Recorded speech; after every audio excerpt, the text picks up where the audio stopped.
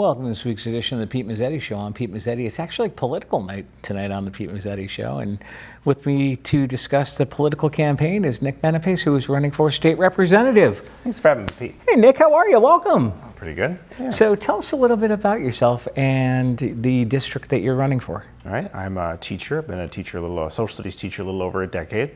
I live in East Lyme. I've lived there about a decade as well. Okay. And I am running for state representative in the Connecticut 37th district. That's East Lyme and then a little bit of Salem and Montville. Okay. And I've been really excited. I've been out there knocking on doors and talking to people, and it's been, honestly, it's great so far. I always say it's a lot easier than talking to middle schoolers. Right?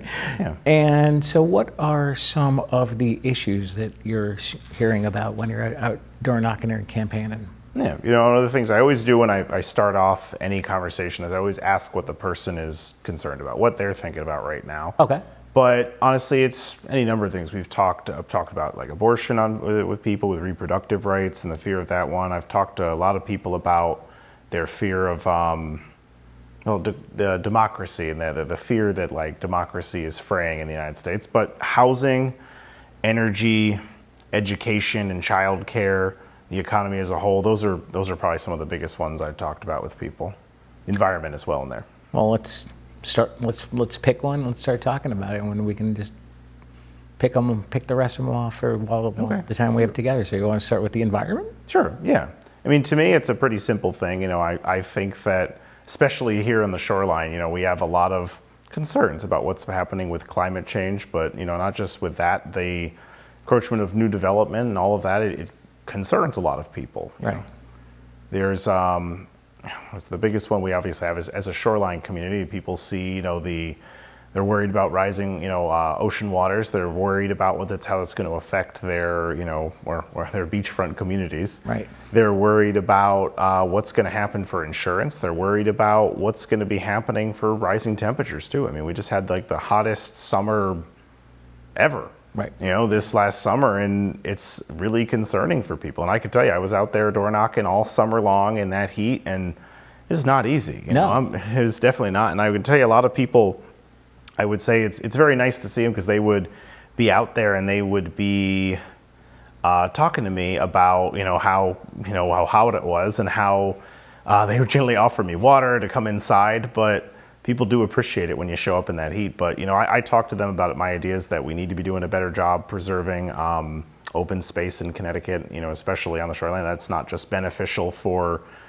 climate change, it's also just beneficial, well, I suppose it's part of it, for the heat index, the more areas like that we preserve, the cooler we make it. I always tell people it's like you can really, really tell when you're out there in that July heat, the difference between a road that has that natural covering from the trees and when it doesn't. And people don't always see it. I'm like, I can tell you that I felt it a lot when I would go out there because like some of the towns, some of the neighborhoods in like especially like East Lyme and Salem, they'll have good covering.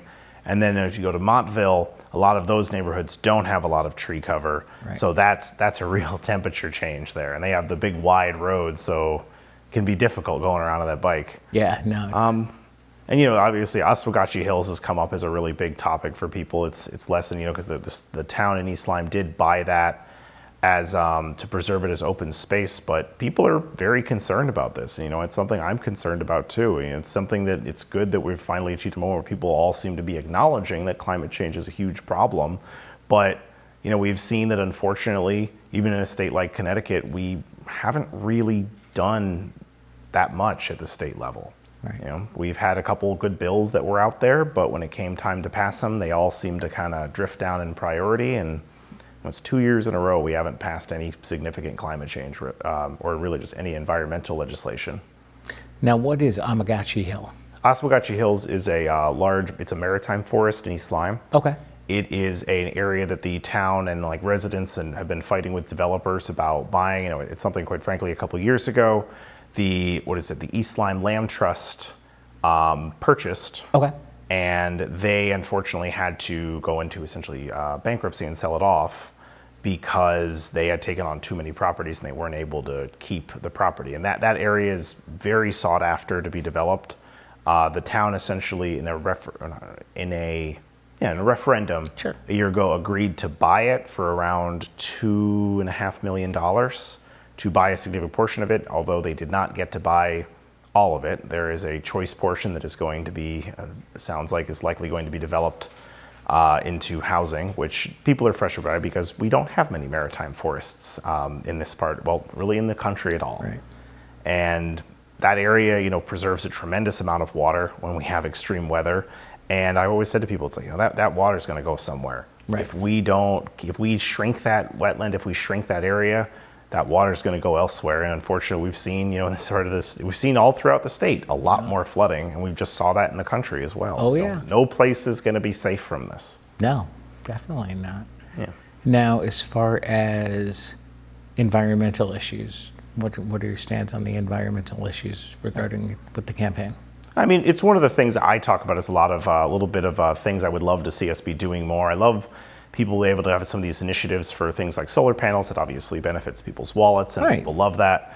But one of the things we had in the legislature last year that did not get nearly enough traction, I thought, was a plan to deal with food waste. Okay. And about putting like solar panels at schools. Now, unfortunately, neither one of those really got the traction that they deserve, but the food waste one is one that I think really stuck with me because we as a school, naturally, with how many students come through, how much food is served, Right. they have a lot of food waste, and it would seem like such a practical thing to be able to try and do something smarter with that other than just putting it in a landfill. But there's really no true initiative to do that at any kind of state level. A couple towns do it. There's a great group of people in the East Lyme schools that are trying to do an initiative right now through fundraising to be able to compost and deal with food waste in that way. And they have a pledge to match, but they're trying to raise $7,500 by the end of the month. And I've given, I know a lot of people have given, but they're still trying to see if they can meet. I shouldn't say by the end of October. Okay. And they're really trying to get it. So if anybody's interested in, given that one, East Lyme Public Schools is trying to raise money for a composting program. And it's something I said for it that's great. And I've loved seeing that. And I've seen that at other schools where they do something similar, where they're composting or they're doing something more effective with it. But that really shouldn't be on the individual teachers to be doing. No. That's something that saves everyone money to be able to deal with this waste in the proper way. And I know that some people might say, well, that's not a big thing. That is something that contributes to this. It's all about being more mindful. It's about doing this. And like I said, it's going to save us money long term to be able to do something like this. And like I said, when talking about that, the same thing with solar panels at schools. That's one that they had been pushing to be able to put over things like teacher parking, because our cars just sit out there all day. And Right. it'd be great because we don't have to worry about the buses coming through and even just on the roofs. And it's all a great way to offset costs for school systems. And quite frankly, it's always one of those things of gosh, why aren't we doing that? It seems like it makes so much sense. But I'd love to see more of these initiatives that are being pushed at the state level. Because like I said, a lot of this stuff, it might be dealt with individual municipalities, but we don't have much of a regional government in Connecticut. So we're all 160 or so little fiefdoms that have their own ideas about how to do things. Now, the food waste program in East Lyme, actually, that sounds like a really cool program. Yeah, it's great. And like I said, I donated for them. I love seeing it. It's something that I think is very worthwhile. I just hate seeing that this is not a ton of money that these guys are trying to get. No. But they're having to essentially, it's not on GoFundMe. I wish I remembered the exact name of it, but it is something that they are fundraising for online. Okay.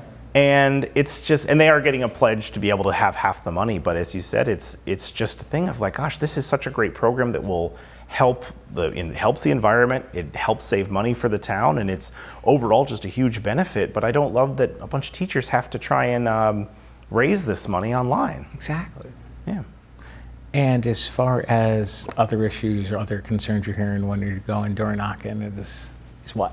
About the environment or about? Yeah, let's see what the Okay. environment. I mean, the environment, like I said, I guess it ties into that one a little bit, is that there are a lot of people who are concerned about some of the initiatives for these things, whether it be for green energy. I've tried to emphasize that we are trying to work through real solutions for this for people. Like certain things are out there for, what was the name of the program?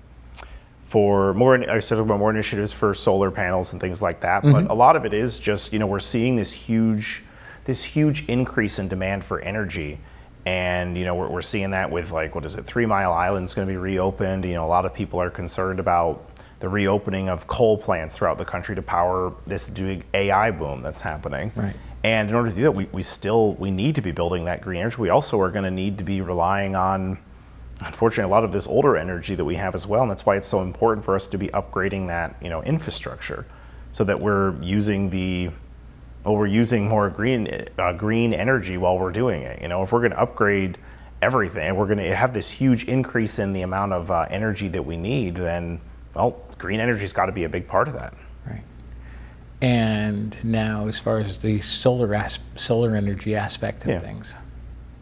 I mean, like I said, I love it for what I talked about for that one. I know it's not going to be a cure-all. That we're fortunate we don't have the technology right now to be able to have that for everything that we do. It's not, we don't have the time to have solar be our entire reliance, but we see having that decentralized power system, I think, is great for people. It saves people money. It's funny, going around this summer, a lot of people thought the first thing when I come to the doors, they think I'm selling them solar panels, because that initiative from business out there, they have a strong desire, but I really want to make sure that we're doing this in ways that make sense, putting these on more initiatives, put these on commercial buildings, to put them on schools, like I said, and anything we can do to try and, make that kind of, as I said, decentralized upgrades to our power system. Right. Now, one question I didn't ask during my intro was, why did you decide to run for state representative?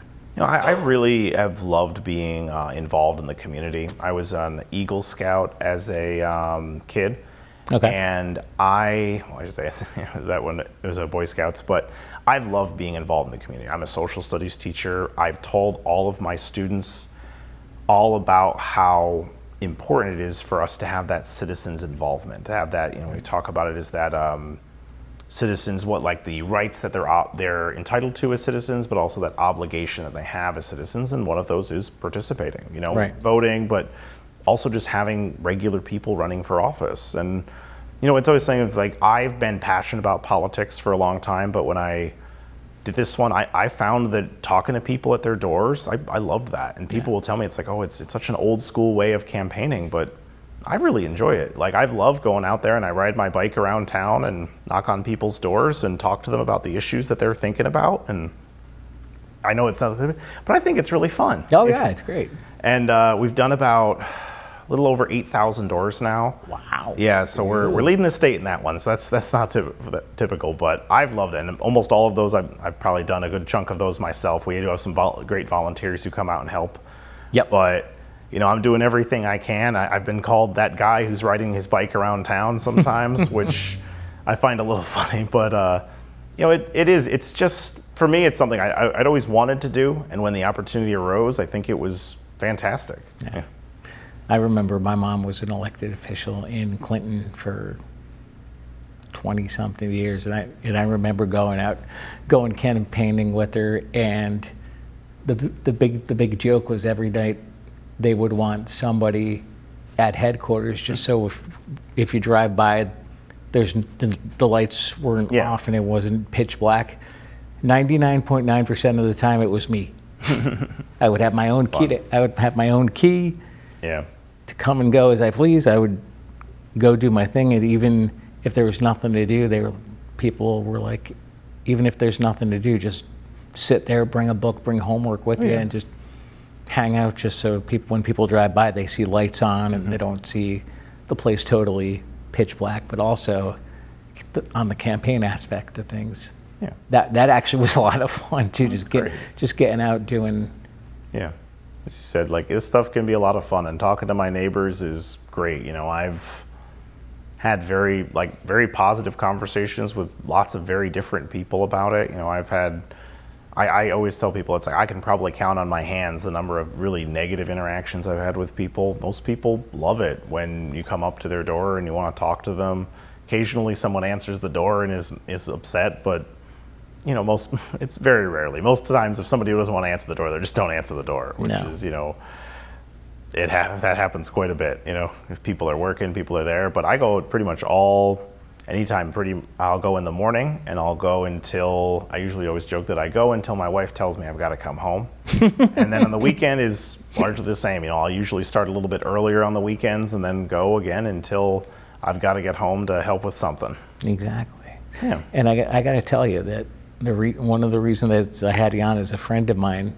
You knocked on his door, and he said to me, he's like, "I want you to do me a favor." I'm like, "It depends. What do you need?" He's like, "I want you to have Nick on with you." He's like, he knocked on my door over the weekend, and he was very impressed by your by the spiel and by what you guys talked about and the issues that you guys talked about.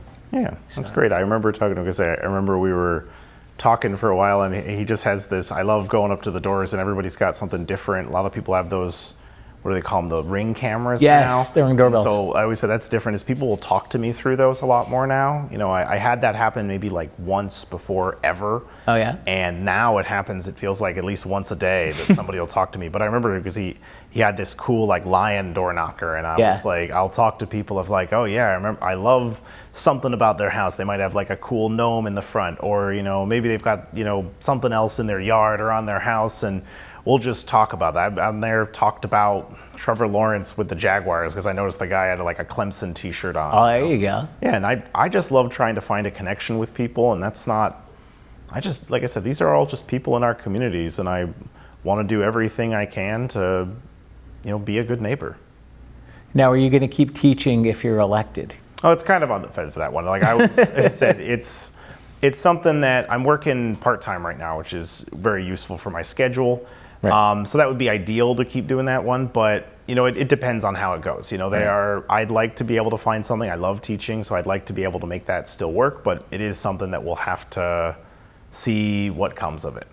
Yeah, no, I'm sure being up at the legislature, especially during session, is more of a full-time job than it is technically a part-time job, but it is in reality it's very full-time. Exactly, because you never know what you're gonna get into on a day by day basis. Now, as far as the towns you're running for state representative, out of the 3 towns you're looking to represent, which one's the biggest? East Lyme, definitely. Is it? Yeah. Well, Montville is probably about equivalent size, but Montville gets broken up into several different districts. So they have 3 different state reps who represent at least part of Montville. Okay. And but East Lyme is definitely the biggest of the 3 areas. That's the primary area where people live. It's where I live. Okay. And so that's not the entire district, though. It is a little bit of Salem and Montville, but I'd say that's where we spend, probably a good 3/4 of our time. But, this last weekend I was splitting the time between East Lyme, Salem, and Montville. Wow. So, I get out there and I usually find a place to park, and then I ride my bike around. But East Lyme's a great town. It's nice going out in there and seeing and going to people that I've knocked on doors for, and I'm just out there and I run into them while I'm walking my dog, or I go to the farmer's market, or anything that might happen. Cool.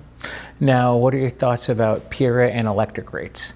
It's something that I've talked a lot about in the doors for it, is that I was very young when the state chose to deregulate our power industry, and we got rid of Connecticut Light and Power and sold those off. And I can say that I don't know of any industry that has deregulated and it had to be a net positive for the consumer. And I think this is one that we can easily see. The idea is supposed to be, there'll be lots of these different companies, they'll be competing with each other, and instead we essentially have a monopoly. It's essentially all of the public utility, but it gets to charge people whatever they want. Mm-hmm. And I said for that one, that I think there's a lot more that we can be doing to deal with this problem. I think that, quite frankly, Eversource has essentially gotten a free hand in the state to be able to charge whatever they want. And we've seen that most of the time, even when the state is asking them, PURA has approved it. We saw back in 2016 that, Republicans and Democrats, my opponent in that one included, basically approved a large cash give to Millstone and Eversource to buy buy energy at a certain rate, and that's resulted in all of us paying more money. But they didn't have to open their books, and that's something that was a public utility that never would have happened. I think one of the ones I've had a lot of people receptive to, especially in Montville and Salem, is that a lot of people there love the idea of like, well, if we could join Norwich Public Utilities. But right now, it is not allowed for a town to form or join either an existing or form their own public utility. Oh, really? Yeah, it is not something they can do. It was something that Andre Baumgartner had put through. He's a state rep over in Groton. Okay. He had put forward a bill last session to be able to change that. All right. And it didn't get enough traction, I would say. I imagine that's something that Eversource would absolutely hate to have happen for them. But Yes. It's something that makes so much sense. I'm like, if this group needs real competition, then shouldn't, especially like the people in Montville and Salem, they're right up next against Basra and Norwich for that matter. And it would seem like, yeah, it would make a lot of sense if they could consider joining that group. But right now, they're not allowed to join, even if the town officials all decided they wanted to. So I'd like to be able to change that, to be able to support Andre and get it that we could allow those guys to join if they wanted, or for a town to form its own public utility. As I was saying for this, it really is something that I just feel like we do not have long-term solutions for this energy problem. It's clearly not a true cost issue, because we're seeing Groton and Norwich both cut rates this last summer. Right. And it's really just that, Eversource, they're a company. Their obligation, their goal is to make as much money for their shareholders as possible. And if that causes people to have to pay more, that's not a concern for them. No. A public utility would not have that problem. It's a long way off if we were ever going to decide that we're going to turn us back into a full public utility, but at the very least, we need to create competition for Eversource, because a monopoly monopoly like this is terrible for everyone in the state. Right. And I know like the city of Norwich does have their own public utility. Yeah. And like I said, it's the same thing. Like, these ones are get grandfathered in because they existed essentially independently from Connecticut Light and Power. Right. And again, it would be great if we could somehow make this work and make energy start to work. And I'd say that that's something I talk to people who are Republicans, who are Democrats, who are unaffiliated. People are very unhappy with the way this has worked, and that's something that they would very much love to see their energy costs go down. But we've got to actually do something about it. We can't just have the solution be every couple years we hand Eversource a big sack of money and hope that they're nice to us.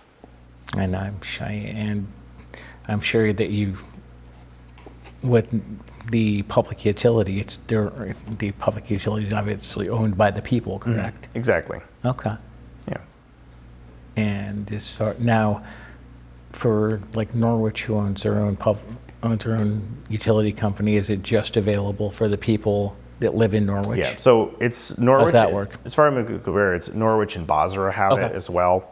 It really is just, it's a public utility. The city ends up owning this. They're able to provide energy at the rate, and the goal of this public utility is to provide a service in the same way a water company would, or any other type of public service. And that's, I think, what this should be, where energy it is something that people need in this day and age, and we should absolutely have this available for people at a rate that makes sense. We shouldn't be seeing people be worried how they're going to pay their electric bills. Right. Now, as far as up at the legislature this past session, there was a bill regarding funding of public access television. Yeah. Will you support that bill if you're elected? Oh, absolutely. I mean, I think, I say this as someone who grew up in this, I think it's a real travesty that we've allowed a lot of this public access for anything, for news, for public access television, even just for like radio, for any of this to really, I want to say, die on the vine for a lot of this. We've seen that funding be cut, by extreme measures since the 80s. And we had, tremendous benefits for people. We had all of just even things like, people don't think of it, like Sesame Street, is on public access for that one. And I don't even think people think about how beneficial that is for, children. Right. And the same thing for public access. We need to be doing everything we can that there is a public benefit to stuff like this, Would you mind sticking around for another segment? Sure. All right, we'll be right back.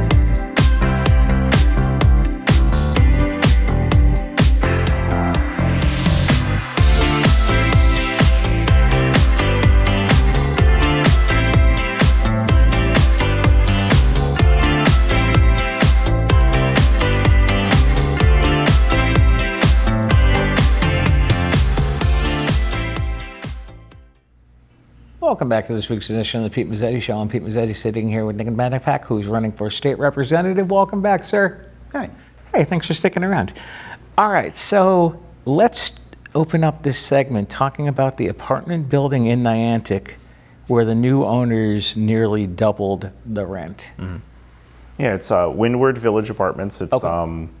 it's very upsetting for me. I have friends who live in there. I walk by it almost every day. It's very close to where I live. Okay.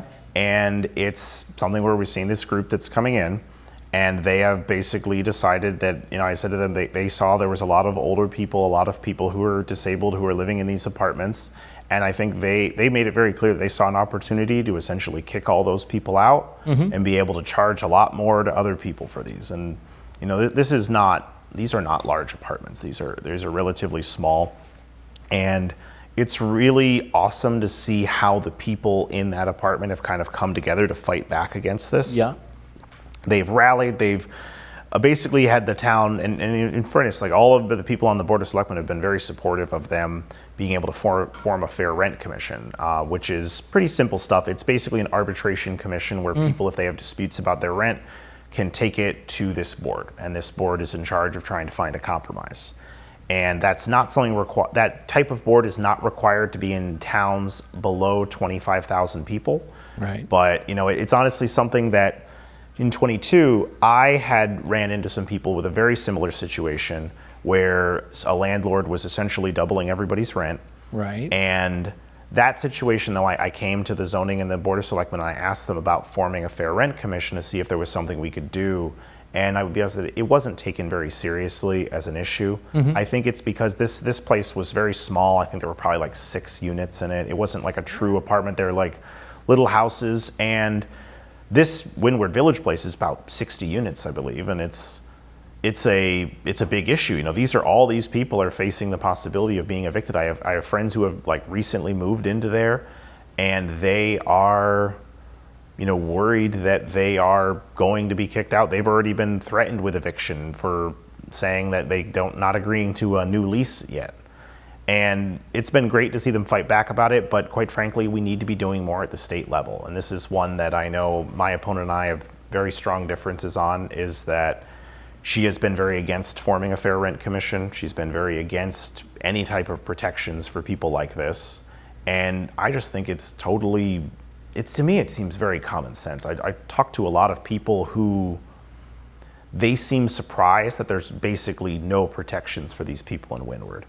Because like I said, a lot of these people are older, a lot of them are disabled, but coming in and doubling the rent, there's really nothing illegal about that for them, unfortunately. And I just say, we need to have some basic protections for renters, because I talk about it with people at the door that it's not just renters who benefit from these types of protections. It's homeowners as well. We're seeing these corporate groups come in all throughout Connecticut, all throughout the country, and especially here in the shoreline, buying up housing, buying up apartment buildings, drastically raising the rent, or in some cases, or a lot of cases, they're simply using them as short-term rentals. And this is something that we need to address as a state. And I think there's a lot of reluctance from people who maybe don't have that kind of housing security at their own level. And I don't mean this in even truly like a negative thing, but I don't think if you're up in the state legislature, you're likely not concerned about your rent or your house, becoming unaffordable or things like that. It's just by the general demographic of who's working on it. But I think there's a lot of people who are very concerned about that. And we were talking about it with the Windward Village, that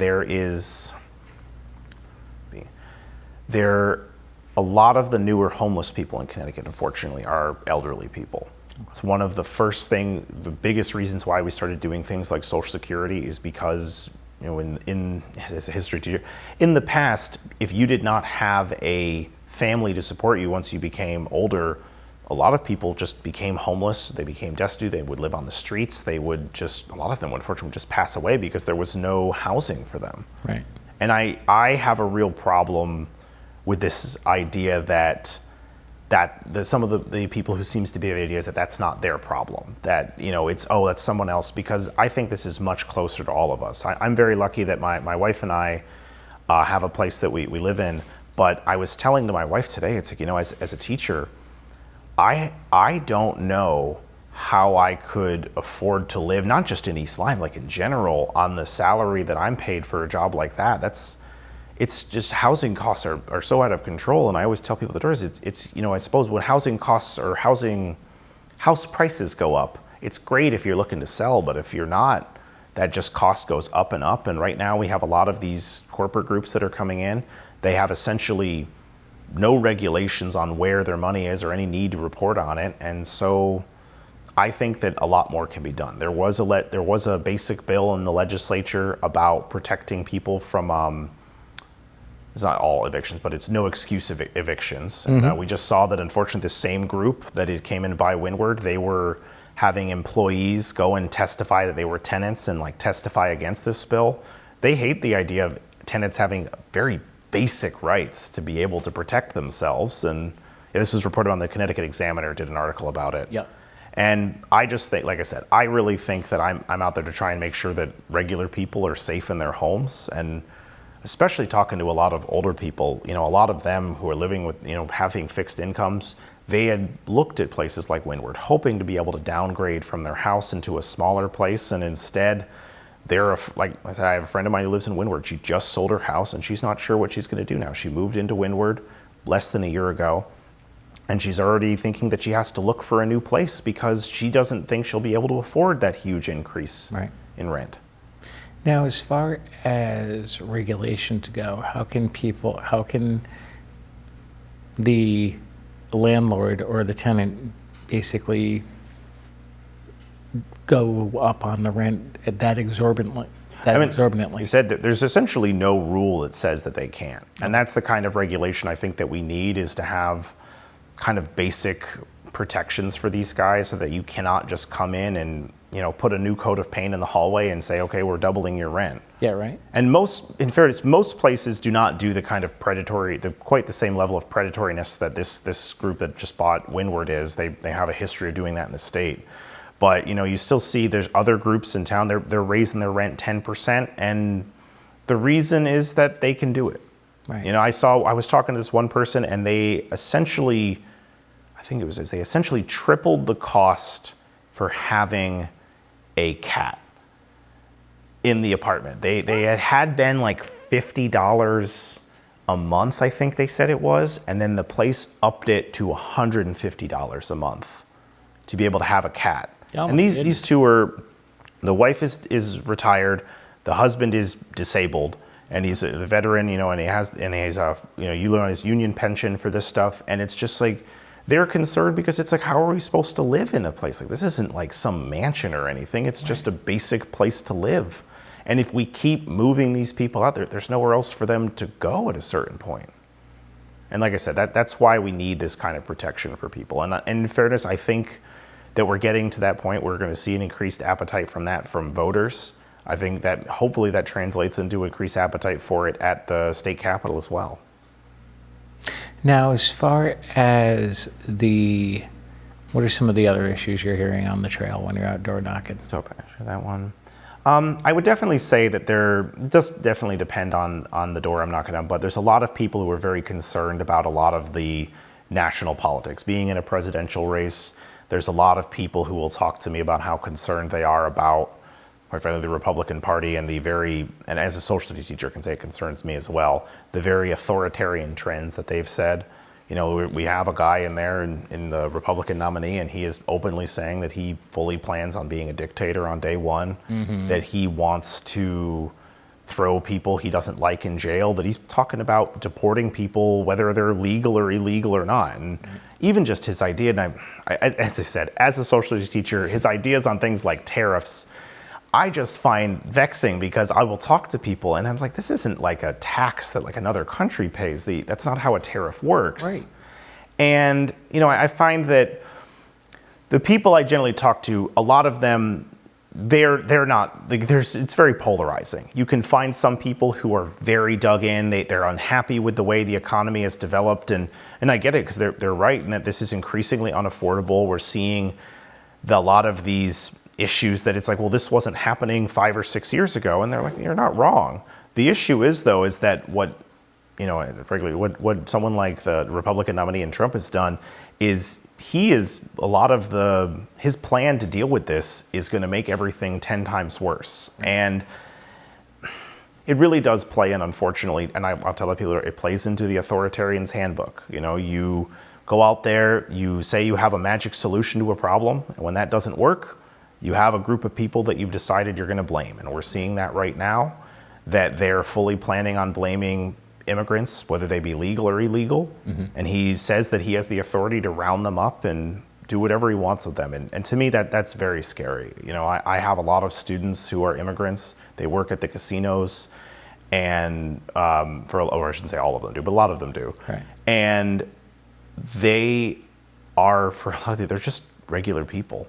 They're just people out here trying to live their lives and do what's best for their families. And it disappoints me to see vitriol that is thrown at people who a lot of these guys don't even know. And I do try and keep it very based on these ones, but I've heard the same concerns from people who are couples who are married, who are they've had gay marriage hasn't been around this long, and we're seeing the threats to gay marriage. We're seeing the threats to even just no fault divorces, and right.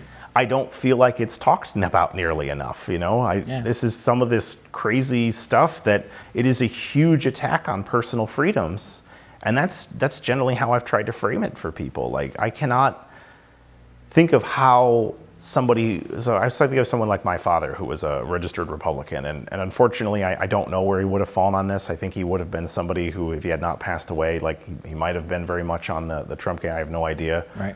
But he would talk a lot about individual liberties and all these things, and I just find it really upsetting to see some of these people who have made this a huge part of what they believe in also say they're okay with those rights being taken away from other people.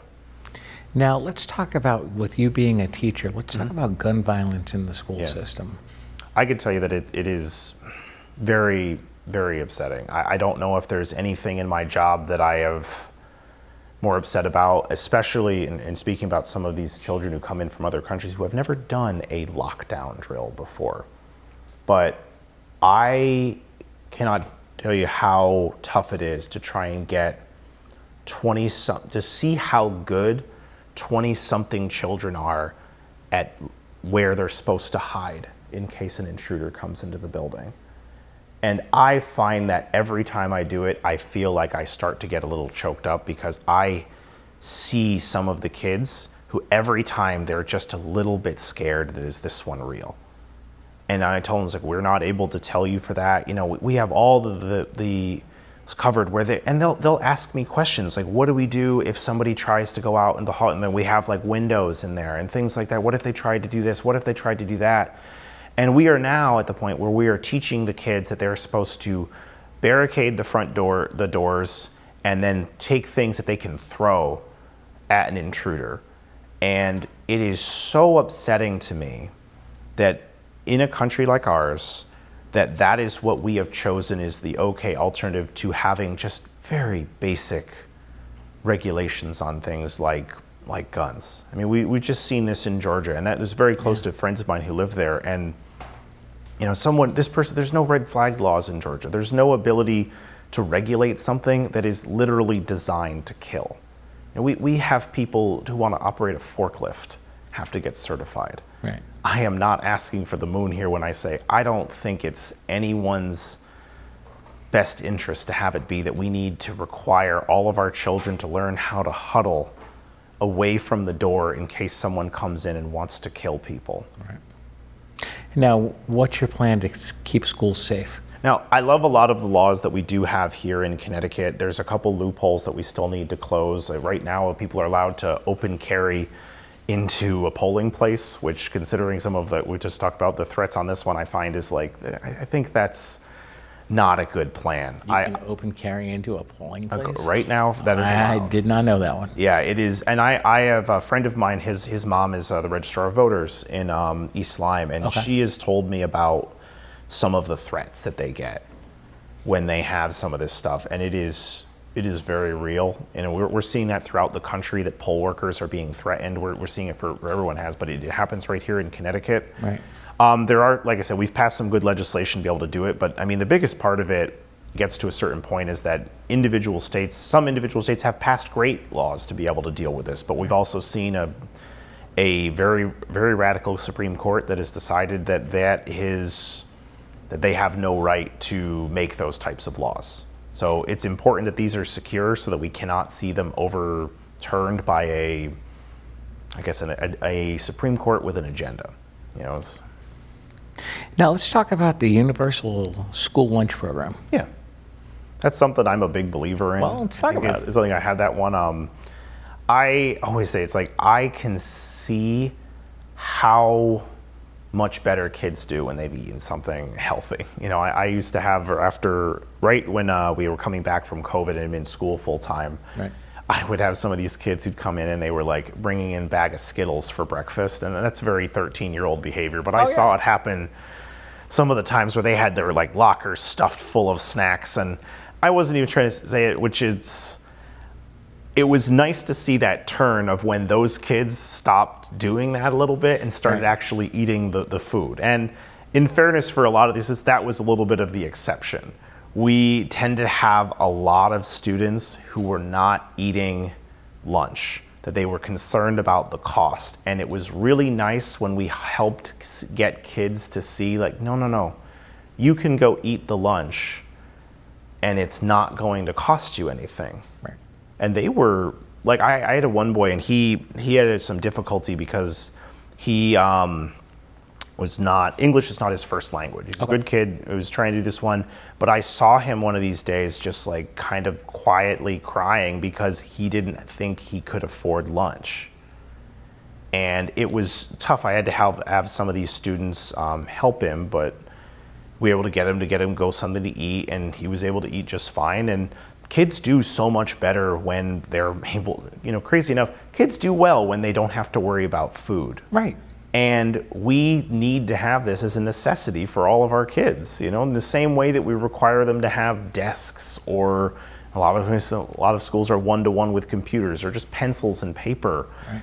And to me, this is something isn't this what we want for our children? Is to be able to do well in schools. I mean, we're investing in them as the next generation of Americans, as the next generation of American exceptionalism. Mm-hmm. We need to be giving them every resource possible to succeed. And I don't think asking them to go hungry because certain legislators are worried about a kid getting the food they don't think deserves it is kind of ridiculous. Right. It's like if we stopped offering pencils and said, well, I don't know if all those kids need their own pencils. Yeah, right. And I will say, in most schools, we go through pencils rather quickly because, you never guess this, but kids use them pretty quick. Yeah, right. Yeah. Now, as far as the teacher retention program and how to reduce class sizes. No, I mean, that's something we simply, we need to be paying teachers better. My wife will joke with me on that one, that every time she looks at my salary, she says, you're almost to what I got paid, what my starting salary was as an engineer back in 2012 or so. And, we have people in here who have master's degrees, and they're not getting paid enough to do they would make much more money on this. And I've seen so many people leave the teaching field. Right. And I mean, it's a real problem. We don't have the benefits of the insurance that, a lot of teachers did when I was going to school. And if we want to have great schools, we have to pay teachers enough to keep them there. And if we do that, and if we have smaller class sizes, as you said, we know that kids learn better. Right. We need to be having these kids, and like I said, view this as an investment. And we don't want to invest poorly and then be questioning, why aren't we seeing better results? Right. Yeah. No, go ahead. No, I was just saying for that one, it's the same thing for one of the ones that really bothered me is for something like tech schools. I love people over there is this, we want more kids going to tech schools. We want more kids going to these alternate approaches. And I'm like, I think that's great. Right. But there's not enough spots for the number of kids who want to go to tech schools a lot of the time. No, of course not. I always talk about this student I had a couple years ago, and her twin sister, great kids. They both played extracurriculars. They were both great students. And their father came to me with them, and the kids were really upset. And the dad was really upset, and he was a great guy. He was had come here from Guatemala when he was young, and he had his kids here, but he worked really hard and did everything he could to provide for his daughters. And they both wanted to go into the engineering program at Norwich Tech. Okay. And one of them got in, and the other one didn't. Oh. And it was so upsetting. So it ended up being that he was like, why? They have like identical grades. They both do these things. Why are one? And I had to be like, I don't know. They only give us a certain amount of spots for kids to go into. Right. And, you know, the kids were kind of heartbroken. You know, they loved the idea of going to this school, being able to do these things. And if we want those kids, I don't know, maybe they wouldn't have done it, but they would have seemed like perfect products to go into the engineering program that they wanted to do. And instead, neither of them went. Wow. And that, like I said, if we want to be able to invest in the kind of jobs that we have here, we've got to be able to pay that money to do that type of job training and that type of preparation. Right. Now, as far as universal pre-K, thoughts? Yeah. Oh yeah, it's the similar thing I was saying. This is an investment in our futures. I would have loved to have seen when we moved the kindergarten start age back to September 1st, I would have loved to have seen that be paired with universal pre-K. That's something that some of the other states have done when they've moved their pre-K, or excuse me, their kindergarten start age back. We know that this is a tremendously beneficial investment. We know that these spots in the towns that don't have like a huge program, we know that those spots are very much up for grabs. People really, really want them. I'm lucky enough that we're in East Lyme. We have a like a half-day program for pre-K. But I'd love to be able to see us offer that in every town. And people say, well, how are we going to pay for it? This is an investment. This is what we're supposed to be doing. I can see the benefits for kids in middle school, high school, when I know, oh, they went to a pre-K program. They tell me, it's like, oh, they went to the pre-K program here. We see those benefits. They're better socialized. They're already starting to learn. They're already learning like how to learn in these things. And it's an investment that pays huge dividends, just like with universal lunches. Right. Now, as far as sustainable development goes, we didn't talk about that. Yeah, I was supposed to be talked a little bit about with the environment, but it is something that I always say, this is a topic I can get in my soapbox a lot about. I'll talk with people, especially in East Lyme, that it really frustrates me of how restrictive a lot of our zoning laws are for things like housing. I think it's really created the problem we have now, where we're seeing some of these new developments through 830G, which is like the push by the state to be able to have more affordable housing. That a lot of that, I remember talking to our East Lyme zoning committee and our East Lyme Board of Selectmen about this in 2018, when there was a bill to try and allow for ADUs in all towns, not just East Lyme, throughout the state. And it was treated like it was the end of the world. And for those who doesn't know on the show, an ADU is an accessory dwelling unit. It's basically the idea of you converting your garage into an apartment, or even taking a room end of your house and converting it into that. And it's something to me that we need more housing that works for people. And this single family, large acre lots, that's certainly a way you can do it, but when you do that, you're using a tremendous amount of space to build a relatively small amount of housing. And quite frankly, the infrastructure that goes along with that ends up being very expensive for towns. Right. Things like ADUs, things like building missing middle developments, I think are critical to being able to build sustainable development. We need to have the type of housing that works for people and is not going to, be, as I call it, a sprawl. Right. And that's something that, like I said, I think that's a huge part of this. I don't want to see a bunch of condos be built in the middle of a field or what had been a wetland or something at some place. I'd much rather see us be building, say, in downtown Niantic, where I live. Yeah. One of the things that always bothers me is that they have all these buildings set up to look like they have apartments on top of them. Mm-hmm. And it always bothered me of just like, why on earth do we have it set up to make it look like there's that there, but then we don't actually allow you to build those? It's just not allowed in these ones. And they've recently passed it saying they won't allow mixed use development. And that's something to me that's always just like, gosh, this seems like a really much better way for us to find housing that works for people. You know, we know that this type of housing works better for young people, people on fixed incomes, people who are working in town at maybe some of the jobs that we don't think of as like, you know, a lot of times people will think, oh, well, everybody here in town works at Pfizer or Electric Boat or something, but lots of people would love to be able to live in that same town. Yeah. And be able to work at stores in there or at restaurants or anywhere you can think of. All right, so we got a little bit more time left, so I'm going to ask you 2 questions. Okay. First question is, we're going to talk about smart development and one of my favorite topics, public transportation. Yeah. And as far as walkability and renewable energy. Yeah, I mean, I always say for this one that people will laugh at me that I said EV cars are electric vehicles are something that it's perfectly fine, but I've always told people, and they think it's funny, I said they're almost a very, and I don't mean this in any kind of insult, a Republican solution to it. It becomes very individual responsibility and things like that, and I'm always just out there being like, man, it's so much better when we build these communities that people don't necessarily need to drive everywhere. Right. It has always bothered me for the last decade that I live in East Lyme. I have the train tracks go within sight of my house. I can hear trains at night because they're very close by, and there is no train station in town. And it's always, and that's not anything different. I know there's one over here in Old Saybrook, but like, Yep.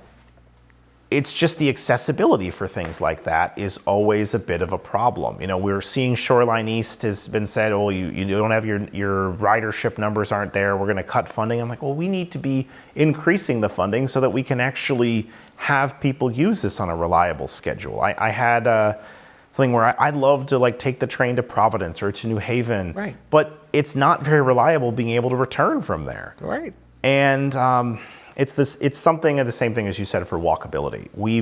In East Lyme is another example. We have a great downtown, extremely walkable. People show up there to walk on the boardwalk or they walk through downtown. Right.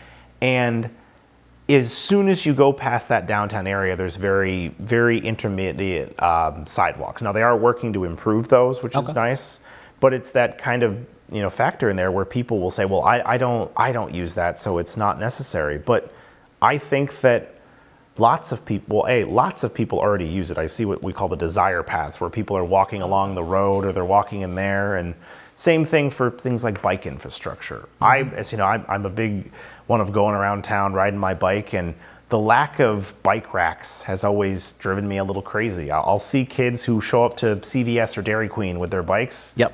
And they kind of have to just leave them on the ground because there's nowhere to put them. And I think in the whole of downtown, I think maybe, 3 businesses, if you count the bike store, have bike racks that you can end up putting your stuff at. And that's just a little odd. It's like, come on, this is a great way to make it that we don't have to deal with so much traffic. And things like East Lyme Day, we'll have people backed up in the car for hours. And I do mean hours trying to leave town because it's not a lot of accessibility to be able to get out. And it's always just like, gosh, wouldn't it be better if we had like a shuttle service on these days to be able to take these to some of the numerous other parking lots that people could use so we don't have to deal quite with this same issue? Or that people could just walk to those places. Right.